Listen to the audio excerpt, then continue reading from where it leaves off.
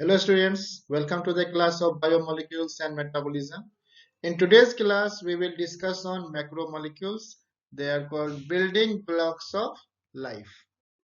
Before starting today's class, let's have a quick look on what we have discussed in our previous class. In previous class, we discussed on pH and buffer. What is power of hydrogen? Why it is so important? What is buffer solution? What kind of reactions? Or there are some reactions that need or that can be done in only buffer solution. What is acid base balance? What is process of ionization or what is ionization? What are the characteristic feature of ionization? What is hydrophobic interactions? What are the factors that plays some important role on hydrophobic interactions, like number of hydrogen atoms? If increasing, then hydrophobic nature will be increased. What are the effect on temperature or shape that plays crucial role in hydrophobic interaction? So these are the things what we have discussed in our previous class. Now in today's class we are going to discuss on what is carbohydrates, what are the means basic concept on proteins, understanding on fats, basic concepts on nucleic acids. So these are the topics that we are going to discuss in today's class. So we'll discuss one by one. Carbohydrate, importance of carbohydrate, why carbohydrate is so important for our body, why it is called the primary source of energy. So these things we are going to discuss in today class. But before starting today's class, let's have a look on a very small video to understand on biomolecules. So a major group of organic molecules is like organic molecules found in body. Um, there are various organic molecules. All the organic molecules, they have one similar property: carbon-carbon or carbon and hydrogen bonding. In all the molecules, you can see. Groups of organic molecules, basically these are of four categories: carbohydrate, fat, proteins, and nucleic acids. They play a very important role in our body. In carbohydrate, carbon, hydrogen, and oxygen 1 is to 2 is to 1 ratio. This is glucose molecule C6H12O6.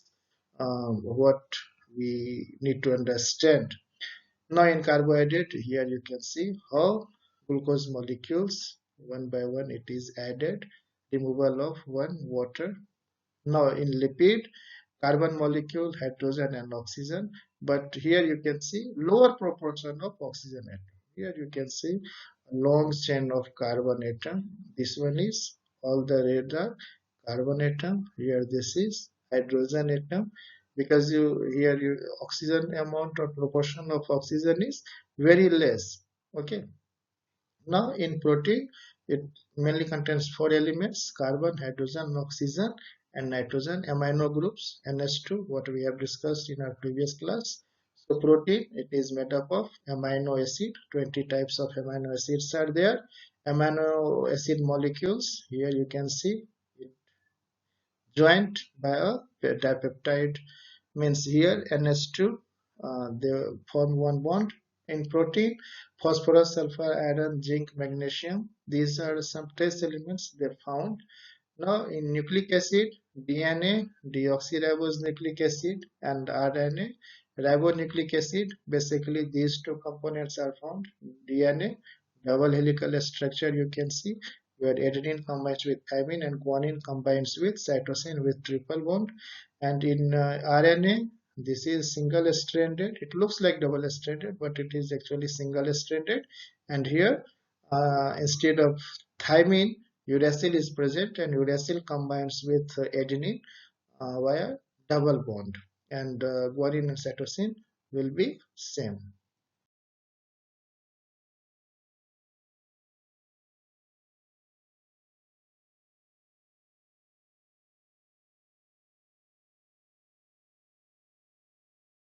Now macromolecules known as organic compounds built around the element carbon. Large molecules are called macromolecules. Macro means large, like glucose. It's a monomer, but n numbers of glucose when associated, then it forms macromolecules. Polymer made by smaller molecules bonding together called monomers. Now, a fiber is a long thread-like structure. Natural polymers include hair, fur, wool. Proteins, monomer is an amino acid. As we have discussed, 20 different types of amino acids, mainly. More than 20 amino acids are present nowadays. It has been discovered, but still, we need to remember that 20 different types of amino acid are important. Uh, Silk made by some insects and spiders. Cotton is a vegetable fiber. Cotton is composed of cellulose polymer. Monomer is glucose. Okay, a smaller unit is called glucose. So when two molecules of glucose attached, it converted into disaccharide, and when n numbers of glucose associated, it converted into polysaccharide.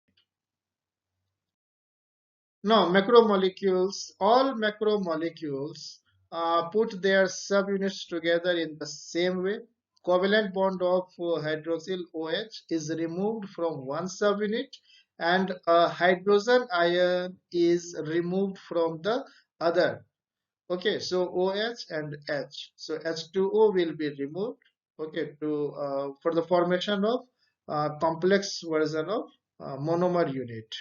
Removal of a water molecule, so OS and H, requires the help of a special protein enzyme to position the molecule to make sure the correct bond is formed, called dehydration synthesis.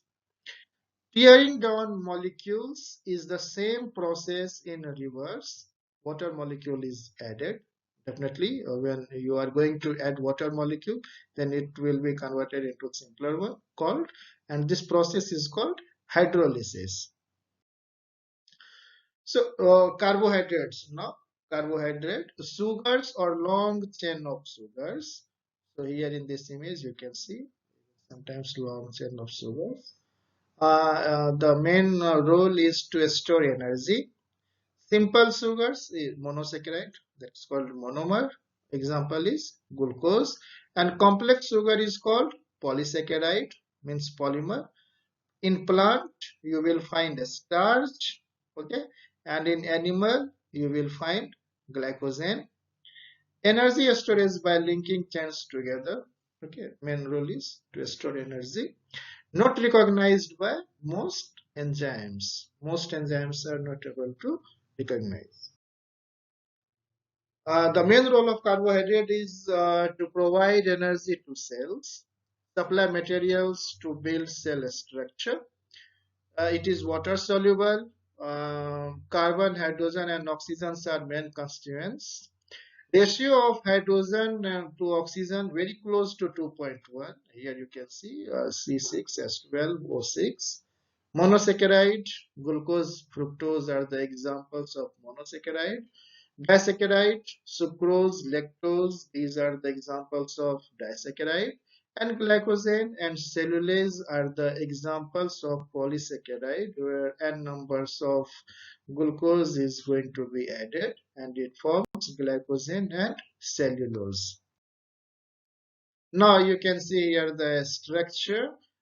Some glucose molecules C6H12O6 have a straight chain of carbon atom. Here you can see this is very a straight chain, and here this is the functional group CHO.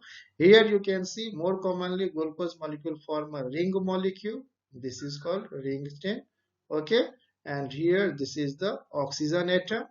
And this shape symbolizes the ring structure of a glucose molecule. When you are going to draw plenty of this structure, then you don't need to mention this carbon and hydrogen. You just need to mention this ring. And here, this is oxygen atom. You need to just symbolize it.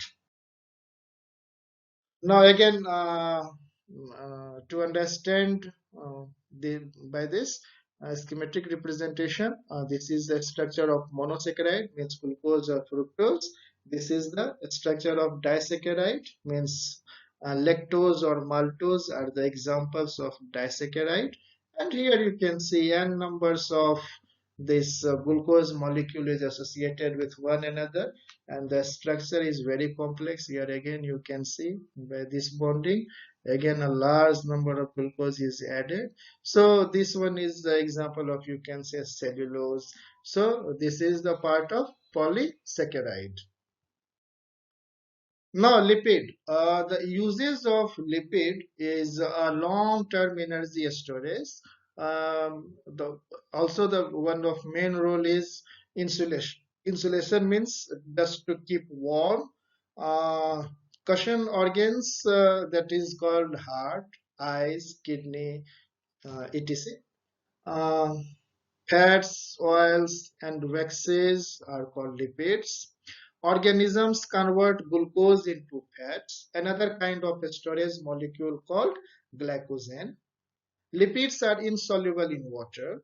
Okay, carbohydrates are soluble in water, but lipids, this is organic molecules, but insoluble in water because they are non-polar. Here you can see the polar here. This one is non-polar tails. Okay, so this is the property of lipid. So in water, fat molecules cluster together because they cannot form hydrogen bonds. Okay, so in lipid, you can see they cannot form hydrogen bond with water molecules. So can't mix oil and water. Types of lipid: monomer is fatty acid.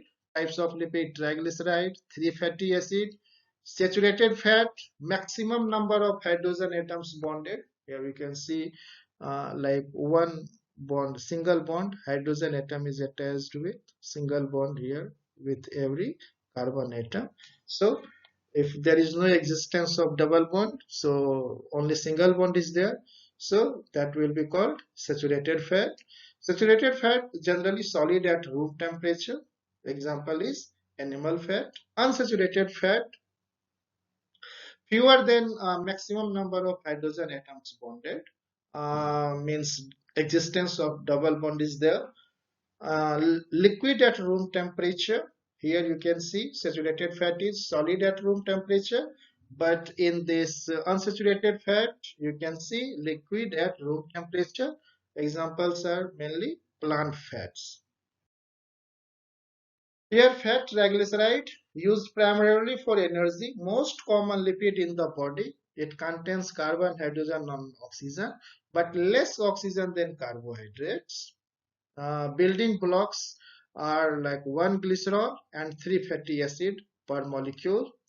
Both saturated and unsaturated are there. Saturated means single bond, and unsaturated means existence of double bond.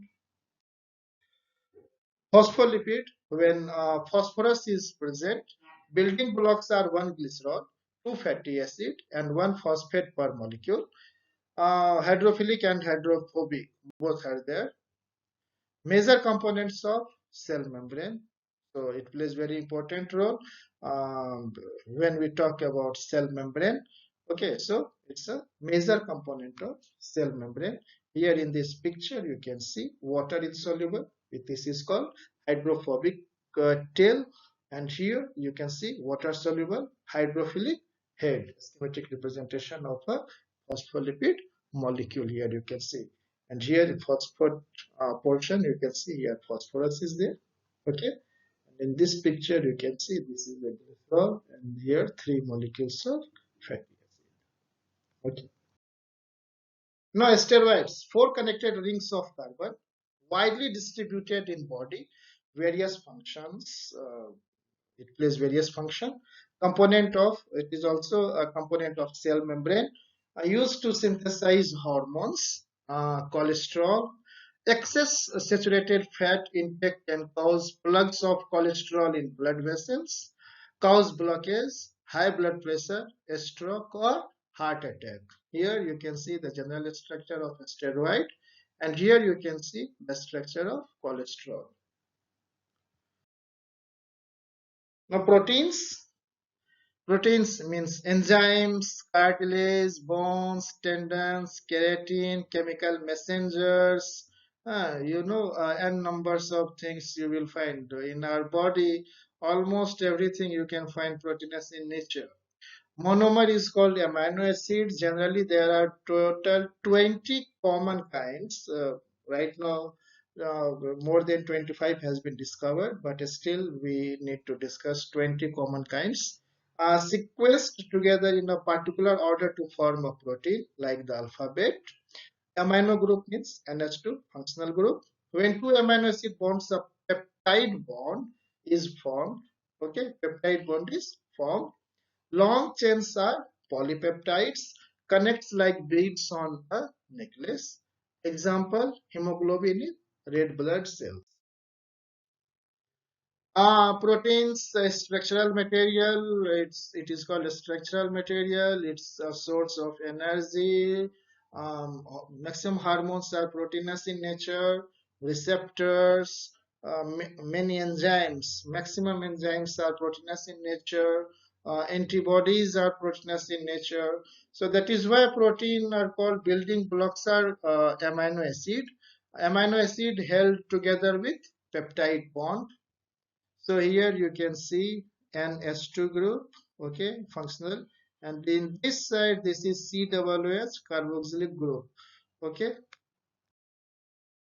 So 1 lakh plus unique proteins to humans, okay, shapes. Some are long, some are thin fibers, some are coiled, folded, or intertwined. So various shape are there. A small protein have a few hundred amino acids. Large proteins have 25,000 plus amino acids. Example, muscle fiber. So it body breaks down. This is called digestion process. Then amino acid. And this amino acid build new proteins. Repair. They play a major role or crucial role to repair our damaged cells or tissues. Denatures the protein by increasing temperature or decreasing pH. So we can denature the protein by decreasing temperature or decreasing the pH. This is the four levels of primary structure, protein structure. In primary structure, you can see a simple amino acids attached with another amino acid by this peptide bond. Okay. In secondary structure, you generally see the two different structure. This shape is called alpha helix, and this shape is called beta sheet. This one is tertiary structure of protein, and this one is quaternary, means hemoglobin is one of the very famous example that comes under quaternary structure.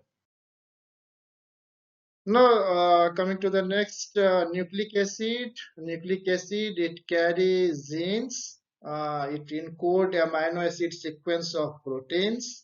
It is also called building blocks or nucleotides. Here you can see the structure. This is sugar. Here this is phosphate group, and this one is nitrogenous base. So there are two types, what we have discussed already. One is called DNA, deoxyribonucleic acid, and RNA, ribonucleic acid.